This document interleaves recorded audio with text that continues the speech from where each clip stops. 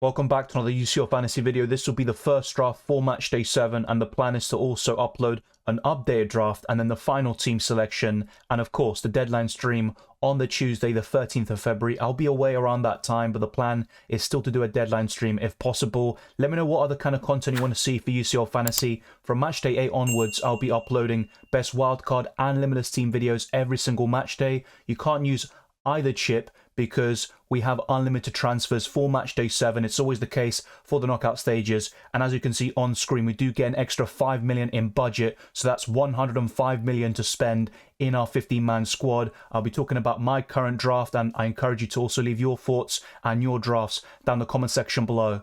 Without further ado, let's jump straight into this video.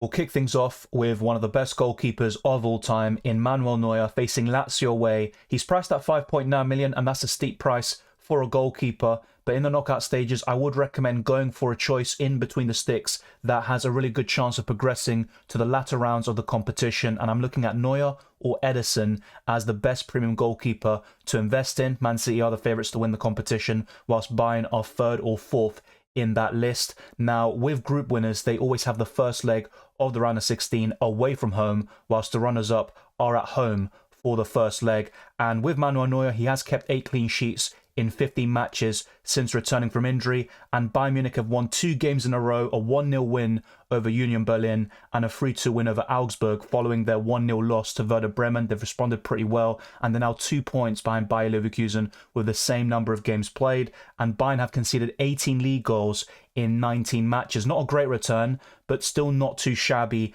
And with Manuel Neuer, he's kept 2 clean sheets out of 3 Champions League matches, 15 UCL Fantasy points, 1 goal conceded, and 6 saves. And the Bavarians are heavy favourites to advance. Lazio don't have much of a chance according to the bookmakers and all the odds. And I personally think that Bayern will go quite far, depending on the draw, of course, in the quarterfinals. But I'd favour Bayern Munich to go quite far in this competition, and the semi-finals is very likely for them. So as a result, I have gone for Manuel Neuer, and the second goalkeeper I'm going to go for is Jan Sommer, a very template pick. His ownership is almost 30%. He kept back-to-back clean sheets versus Lazio and Napoli as Inter Milan lifted the Supercoppa Italiana, and they followed that up with another win, a 1-0 victory away from home against Fiorentina, and that's 3 clean sheets consecutively for Inter Milan, and now they are top of Serie A with a game in hand over Juventus as well. 10 league goals conceded in 21 matches, a very nice return there from Jan Sommer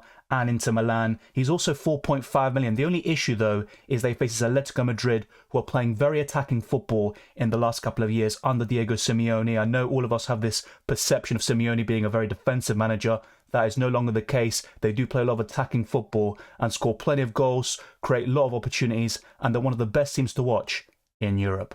You could argue that Inter Milan are more pragmatic, but they still create plenty of chances and score plenty of goals. In my opinion, their source of strength and one of the reasons behind their success is their defence, and that's why they reached the Champions League final last season and have also won multiple trophies in the process. In terms of the Champions League, Sommer's kept 3 clean sheets out of 5 matches, and he's got 26 UCL Fantasy points, only 2 goals conceded, and 19 saves overall. It's a difficult game to call between Inter Milan and Atletico Madrid. Let me know what you think down the comment section below. But I think Sommer is just insane value at 4.5 million. If Inter Milan can go through this, they have a good chance of also reaching the semi-finals, but a lot depends on the quarter-final draw, which we don't have any idea to at this moment in time. So I'd go for Neuer and Sommer. I think a cheap option like Sommer and then a premium goalkeeper like Neuer or Ederson is the way to go. And with the extra 5 million in budget, it makes sense to go for one expensive goalkeeper.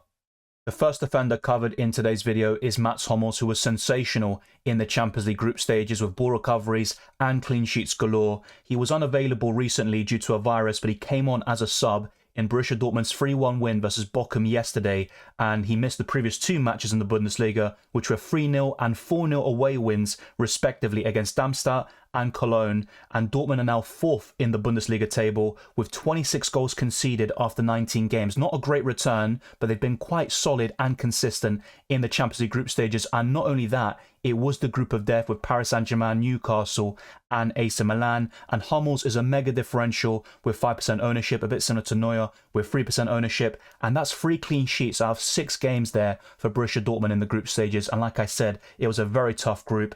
And in terms of UCL fantasy points, Hummels has 40, which is the highest of any defender, and he also has 57 ball recoveries, which is the most of any player at all in every single position. So some very good stats there for him. 1 player of the match award, 4 goals conceded and 2 yellow cards as well. Now their opponents PSV have been in great form in their division, in the Eredivisie. They are 18 wins in, 1 draw and 0 losses, a fantastic record. But PSV also got pretty much destroyed against Arsenal in Matchday 1, and I think Borussia Dortmund could put in a good performance and win quite comprehensively at home. I think away from home, which is obviously the first game coming up in Matchday 7, could be difficult, and maybe Hummels won't return too well there, but even still, he can get some ball recovery points and give you a respectable score overall. And in terms of Borussia Dortmund, they top the group of death and they remain unbeaten since Matchday 2 in the Champions League. So for me, Hummels is a good option. I know Borussia Dortmund aren't great defensively overall, but with that favourable tie against PSV and Dortmund would remain the favourites, I would go for 1 defender, and I think Hummels is by far the best option with the ball recovery potential and also the potential clean sheets here and there. I think Matchday 8 is quite likely on paper, and maybe going forwards into the quarterfinals should Borussia Dortmund reach that stage, you might not expect too many clean sheets there, but Hummels can still give you 3 to 5 points in every single match day. Let's now move on to the other defenders, and I'm going to go for a Manchester City option. And whilst the likes of Rico Lewis offered great value in the group stages, I'm going for a solid, dependable option with some ball recovery potential. We showed it last season, maybe not so much at this stage, but Ruben Dias is a good pick there at the heart of that Man City defence. He has been benched a few times in the Premier League, but I think in the Champions League, with the clutch games coming up, Ruben Dias will play every single game so long as Man City are in the competition. And Man City are in great form. They've kept 4 clean sheets out of the last 5 games in all competitions, and Ruben Dias has started in every single one of those matches. Their recent game was a 1-0 win against Tottenham in the FA Cup away from home. They broke that Tottenham Hotspur Stadium curse, and they are second in the Premier League with a game in hand over Liverpool. Ruben Dias is priced at 5.5 million and his ownership is 21%, so he's not a differential, and in terms of his price, he doesn't offer tremendous value, but what you get is a solid, dependable option to cover the Man City defence with Copenhagen up next, and you would expect Man City to keep 1 clean sheet out of the next 2 matches at the very least. And in terms of UCL Fantasy, Ruben Dias has only kept 1 clean sheet out of 5 starts in the Champions League. Not a good return at all. 22 UCL Fantasy points, but 34 ball recoveries is quite decent. 1 assist, 5 goals conceded whilst Ruben Dias was on the pitch, and 2 yellow cards. Man City are the favourites to win the Champions League yet again, and also they are the overwhelming favourites to progress to the quarterfinals. Their fixture with Copenhagen isn't really much of a contest on paper, but let's wait and see how that develops. Now, the third defender I'm going to go for will result in the first defensive double up of this video, and probably the only one, and that is Kim Min-jae facing Lazio away, but he is currently unavailable due to the Asian Cup. The final of the Asian Cup is on the 10th of February, and that's only a couple of days before their fixture in the Champions League against Lazio, so keep an eye out for that. If South Korea reach the final, then there is a chance that Kim Min-jae won't feature in the Champions League in Matchday 7, and I actually really like Kim Min-jae. He's priced at 5 million, his ownership is 7%, and whilst he also has 1 clean sheet out of 5 starts, just like Ruben Dias, the ball recoveries are absolutely insane. 46, which is third amongst all players. Of course, Hummels is first, and Kim Min-jae is third. He's got 26 UCL Fantasy points and 6 goals conceded. So Bayern Munich aren't the greatest defensively, but I would go for this defensive double up. I think they'll keep 1 clean sheet against Lazio, and since Neuer has come into the side, they have been keeping more clean sheets because Neuer is one of the best goalkeepers still in the game. Now, the fourth defender I'm going for is from a team that is really off form, and this could certainly change before the deadline, and that is Joao Cancelo. He has a very high ceiling and so many avenues to points with goals, assists,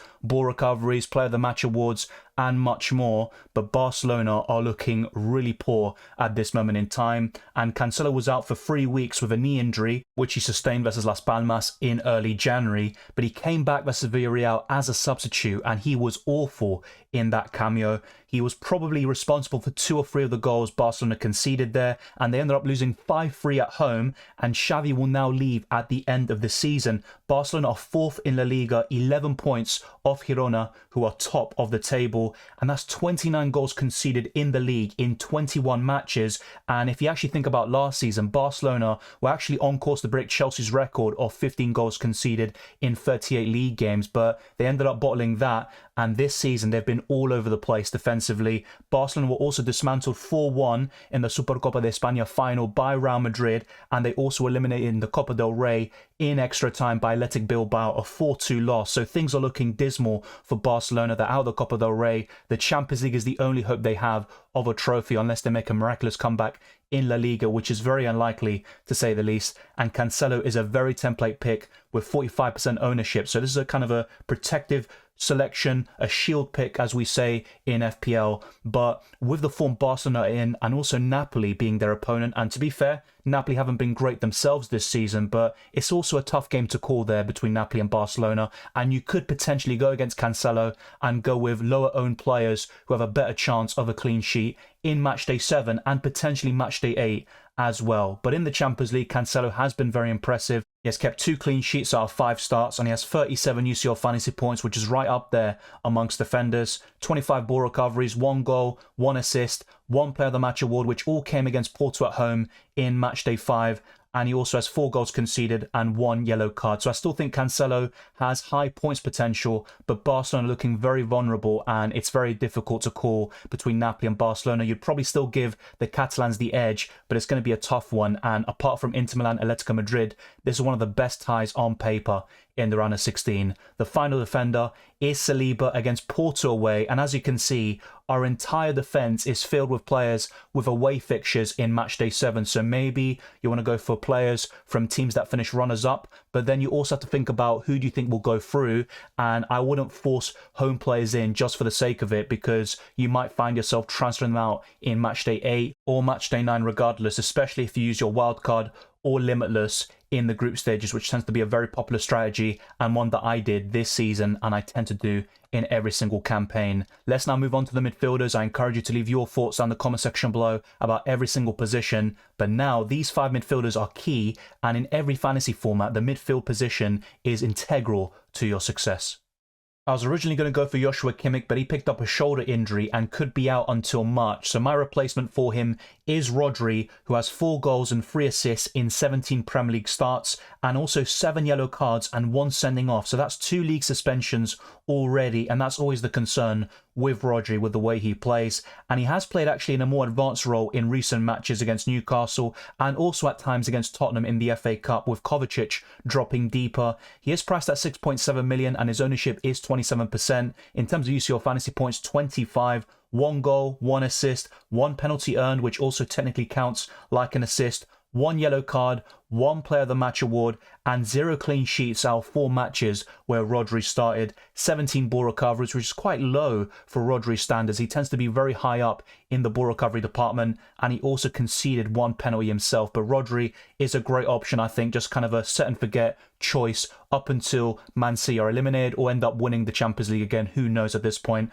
But Rodri is a good option if you want a cheap player or midfielder around 6.7 million and below. But next up is probably the best UCL fantasy asset in the game, and that is Jude Bellingham, who is still priced at 7.9 million. I think they got the pricing wrong here with Bellingham. He should have been a bit high in the first place, but I don't think any of us expected the start that he's experienced at Real Madrid. But one thing to note is that he's been booked in 7 of the last 9 matches across all competitions. So Bellingham is a yellow card magnet, and that could be an issue in the knockout stages. He's got 14 goals in 19 La Liga games with 3 assists on top of that, and Real Madrid are 1 point behind Girona, and they are pretty much chasing them down. They still have that game in hand as well over the league leaders, and his ownership is ridiculous, by the way, 75%, which is the highest of any player in UCL Fantasy, and he's returned in all 5 of his Champions League starts. He missed out 1 game due to injury and was on the bench, so he was left as an unused substitute. But Bellingham for me is just a jack of all trades. I always describe him that way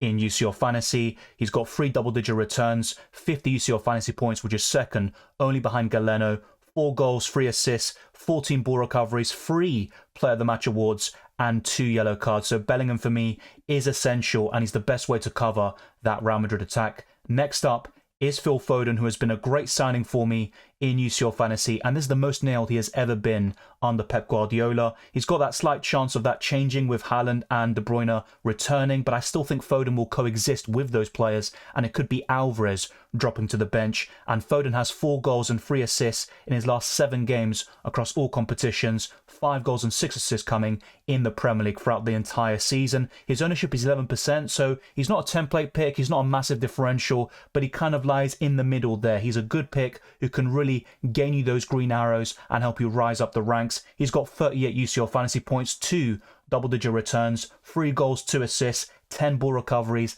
and 2 Player of the Match awards with 1 clean sheet, which doesn't really matter with midfielders, but it is a point, and you'd rather get them than get nothing at all, of course. Now, the 4th player is going to be a very cheap option who also just came back from injury around a month ago, and that is Zaire Emery, who played as a right back in PSG's last game against Metz, a 2-2 draw at home. But despite that, they remain 6 points clear at the top of Ligue 1, and Zaire Emery is priced at 5.3 million, and his ownership is 3%. He's got 2 double-digit returns in the Champions League with 1 goal, 3 assists, 17 ball recoveries, 2 Player of the Match awards, 2 clean sheets, and 1 yellow card. So Zaire Emery has been quite a good option, actually, and probably the best PSG have to offer, even over Mbappe, who has been a bit quiet on the Champions League front. He has scored goals, but only limited to 6 points, really, throughout this campaign, and also quite a few blanks there for Kylian Mbappe, who had an amazing group stage last season. I just don't think he's hit that same level in this competition so far, but that could certainly change in Matchday 7. Now, the final midfielder is someone who's really off form, and in FPL, a lot of us are discussing selling him, and that is Saka. He's red flagged in this game because the injury happened probably around the time Matchday 6 was going on. They haven't updated it. Just don't expect these flags and stuff to really update until the Monday, the 12th of February. That's when they tend to update things within the day leading up to the deadline. But Saka is available. He isn't playing particularly well. 1 goal and 1 assist in his last 7 games across all competitions, but he's a quality player. And in the Champions League, he's been one of the very best options in every single position. He's got 3 double-digit returns out of 3 home games. So at the Emirates, he's been sensational in the Champions League. 3 goals, 4 assists, 1 Player of the Match award, 3 clean sheets, and 7 ball recoveries, which isn't particularly great, but that doesn't really matter with Saka. And even in the Premier League, he's got 6 goals and 7 assists, 54 chances created, and he is a very template pick, you could argue, in UCL Fantasy with 25% ownership, and he's priced at 9.8 million. I think a lot of people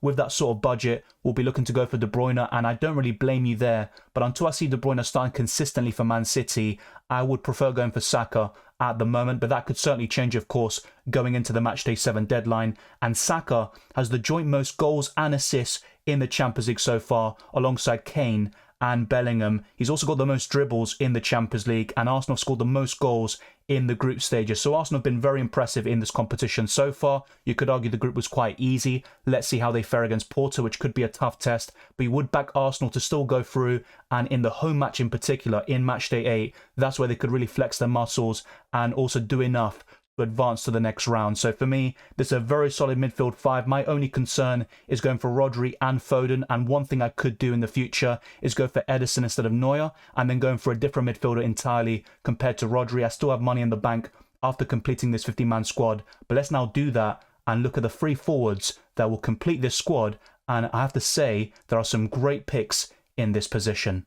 Harry Kane is one of the most informed players in the world, and he consistently scores goals every single season, whether for Bayern Munich, the England national team, or previously Tottenham Hotspur. And Kane has had an amazing start to his Bayern Munich career, and it's the best ever, actually, in terms of goal scoring. He's got 23 goals and 5 assists in 18 Bundesliga matches, 5 goals in his last 5 matches across all competitions, and he scored in the last game. What a surprise against Augsburg in that 3-2 victory. His ownership is 41%, so he's definitely a template pick, and he's priced at 10.1 million, which I still think is a bargain. He's got 41 UCL Fantasy points, the most of any forward, and he's also got 1 double-digit haul, a few 9-pointers in there as well, 4 goals, 3 assists, 1 Player of the Match award, and 5 ball recoveries. And as I mentioned earlier, the joint most goals and assists in the Champions League so far this season with Saka and Bellingham, and he's currently leading the European Golden Shoe race as well. What more can we say about Harry Kane? And another competitor for those honours would be Erling Haaland, who has been injured for a long while. He still hasn't featured since a 1-0 loss to Aston Villa back in early December, at the time of this recording. He returned to training last Monday and feels much better, and Guardiola says that Haaland is close to a return. He could be in the squad versus Burnley this week. He's got 14 goals and 4 assists in 15 Premier League games, and he's got 37 UCL Fantasy points, 4 behind Harry Kane, and he's got 5 goals, 1 assist, 1 Player of the Match award, and even a goal from outside the box. He's got more goals than games played for Man City, and also in the Champions League competition for RB Salzburg, for Borussia Dortmund, and of course, Manchester City. By the time we get to Matchday 7 and the knockout stages in February, Haaland will definitely be available by then, unless he suffers a major setback, which is very unlikely, or maybe another injury pops up. But Erling Haaland should be fit and available, and for me, he is probably the favourite to win the Golden Boot in the Champions League. It's between him and Kane for me, and I'd probably go for Erling Haaland. I think he's probably got the edge. He plays in the better team as well, which always helps. Now, the final forward is Rodrigo, and look, of course, you see on screen, it'd be like, whoa, it says 1.4 million over budget, but that doesn't really matter, because with my own value that I've accrued over the course of the season, I will be able to afford this, as I'll show you in the next segment, where I talk about the starting 11 and the captaincy. But Rodrigo is my final forward. If you do have the funds, I would highly recommend Vinicius Jr. or Mbappe instead, and I might look to find a way to fund that move. It could involve downgrading Manuel Neuer to a cheaper goalkeeper, and also Joao Cancelo. So I am considering some alternatives to be able to afford a better forward. But Rodrigo has been quite good. He hasn't blanked since Matchday 3 in the Champions League, but Vinicius has 5 goals in his last 5 games, and Rodrigo, whilst he's been very consistent in the Champions League, in La Liga recently he has tailed off a little bit, and I'm not the biggest fan of him. I think he's a decent player, but I also think Vinicius and Mbappe are better UCL Fantasy assets. Rodrigo has 7 goals and 4 assists in 18 La Liga starts. His XG is 8.3, so he has underperformed in terms of goals, but his ownership is 9% and he's priced at 9.2 million. In the group stages, I really like Morata, but with that tough game against Inter Milan and also the clash with Sommer, on top of Rodrigo having a better fixture on paper, especially from attacking perspective, I would rather go for the Brazilian at the moment. But of course, things could change, and like I said, my overall preference will be to upgrade this position and go for free premium forward. So that is the 15-man squad. Let's now head over to the starting 11, talk about the captaincy for every single day. For Matchday 7, we have the opportunity to change the captaincy 3 times and overall have a total of 4 captains. Of course, the last one that you have the armband on is the final captain, and of course, if you do change it, then that means the original captaincy points will be lost. But I'll be talking about the best captains for the Tuesday and Wednesdays of both weeks. Make sure to check out my How to Play UCL Fantasy guide. I made it a few years ago, but it still applies today. The rules are the exact same, and the way the game goes is also pretty much identical. So I have gone for Manuel Neuer in goal. Jan Sommer does play later in the match day, so that makes sense. I'll show you the dates very soon. I've got Hummels, Ruben Dias and Kim Min-jae as the back 3, Rodri, Foden, Bellingham and Zaire Emery as the midfield 4.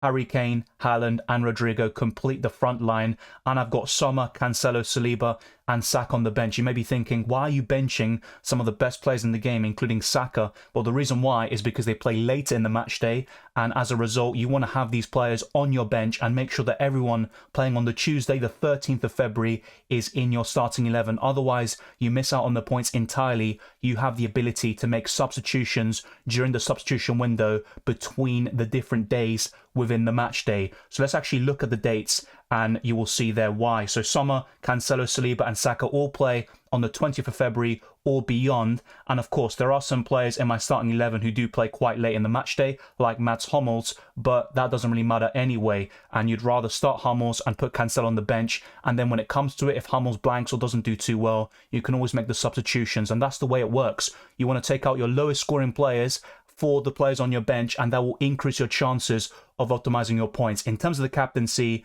my favourite from the Tuesday, the 13th of February, is Bellingham, but Haaland is more than a capable backup. So those are my 2 options for the 13th of February. On the 14th, I would go for Harry Kane. I would have no qualms, no discussions about that, even if I were to bring in Mbappe as my 3rd forward. For the Tuesday, the 20th of February, though, I would go in a different direction. The only option I have available is Hummel, so he would be my 3rd captain if needed, and my final captain would probably be Saka if it comes down to the final day. But I think either Bellingham, Haaland or Kane should deliver as my captain, and there shouldn't be a need to change it. But let's say, for example, your original captain gets 6 points and it's the first day and you've got 4 different captaincy options overall at your disposal. You'd probably be inclined to change it because you've got a good chance of breaking that score and getting even more from your captain. So that's the way it works. Check out my How to Play UCL Fantasy guide for more details. Let me know who your captains are. Who do you prefer from my 15-man squad, and which changes would you make? I think Rodri could definitely be changed, and also I'm looking at Neuer to potentially downgrade,